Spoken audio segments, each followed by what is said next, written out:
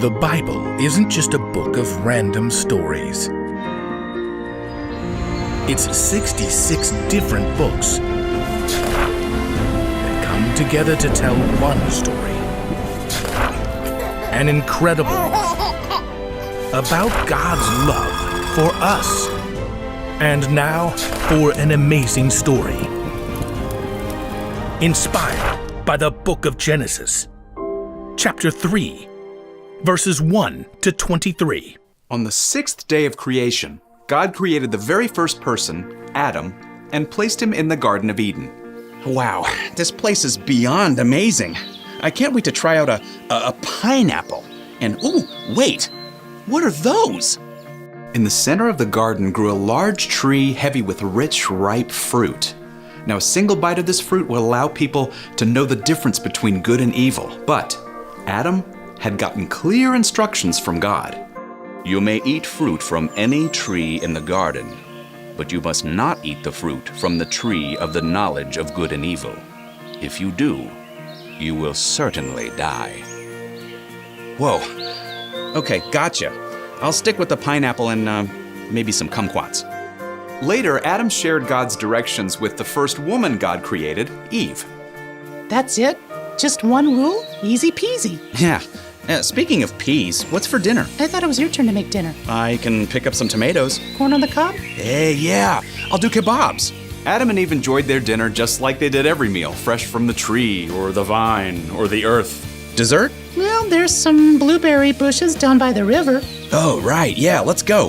Hey, maybe God will come talk with us again. Often God met with Adam and Eve, speaking and walking with them as a friend. Let's cut through the orchard. As Adam and Eve passed through the center of the garden, Eve couldn't help straying a little bit closer to the tree in the very middle. Its fruit seemed to glow in the long evening sunlight. Now that would really be dessert. Just then, Eve was startled by a voice in her ear. Such a super evening, isn't it? Turning, Eve saw a sleek serpent twisted around one of the tree branches nearby. Hello? This fruit is so succulent. Did God really say you must not eat fruit from any tree in the garden? Oh, no.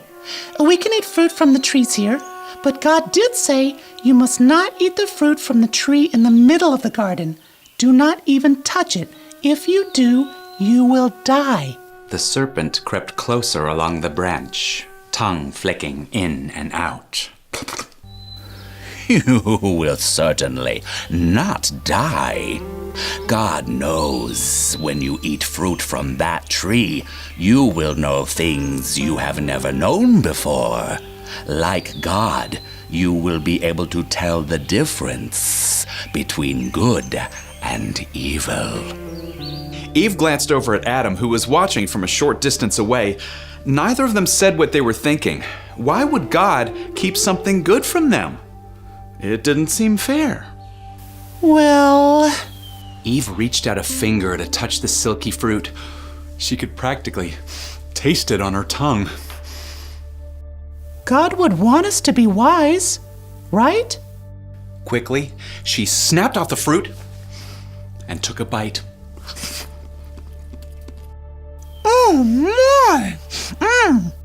It was the most amazing thing she had ever tasted. What's it like? I can't... There's no way to describe it. You've got to try. Then Eve handed the fruit to Adam, who took a big bite as well. Wow, that is, well, I'm not sure. As the first taste of the fruit faded from their mouths, a doubt started to flood into Adam and Eve's minds. Suddenly, they knew things they had never known before, but above all else, they knew they had broken their friendship with God. Eve felt a bone-deep chill. We're not wearing clothes, Adam. Oh, you're right. Here, quick. These fig leaves. We can stitch them together with grass. Adam and Eve had barely finished patching together leafy outfits before they heard footsteps. It's him. They scrambled for cover among the fig trees. Adam, where are you? Adam shrank back behind the tree trunk, but Eve elbowed him hard in the side. I heard you in the garden. I was afraid because I was naked. So I hid. Who told you that you were naked? Have you eaten fruit from the tree I commanded you not to eat from? It's the fault of the woman you put here with me. She gave me some fruit from the tree, and I ate it. Eve shot Adam a look. Well, you did. I did not make you eat it. Eve, what have you done? It wasn't my fault. The serpent tricked me. God's heart was saddened. He had made Adam and Eve to be his friends, to know him and trust him. Instead, they broke his only rule, one that was meant to keep them safe. And even though God still loved them, Adam and Eve had shattered their perfect friendship with him. You must leave the garden. From now on, you will work hard for your food and face great pain. Someday you will die and become like the dust you were made from. Adam and Eve had chosen their own path instead of following God. Sin entered into the world. Now they had to struggle in the heat and the dust to grow the food that had come so easily in the garden.